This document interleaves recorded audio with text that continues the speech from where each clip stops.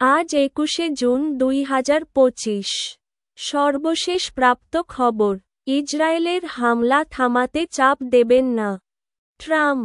ইরানের বিরুদ্ধে ইসরায়েলের চলমান হামলা থামাতে যুক্তরাষ্ট্র কোনো হস্তক্ষেপ করবে না, এমনটাই ইঙ্গিত দিয়েছেন মার্কিন প্রেসিডেন্ট ডোনাল্ড ট্রাম্প।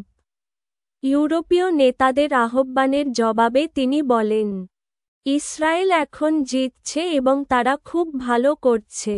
জয়ী পক্ষকে এমন অবস্থায় কিছু বলা কঠিন।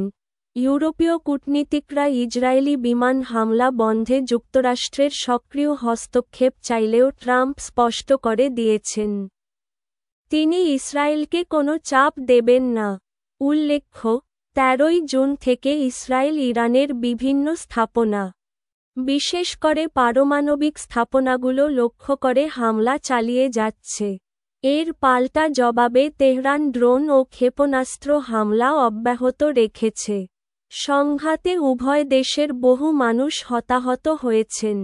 সূত্র, Times of Israel, Al Jazeera, BBC, Washington post.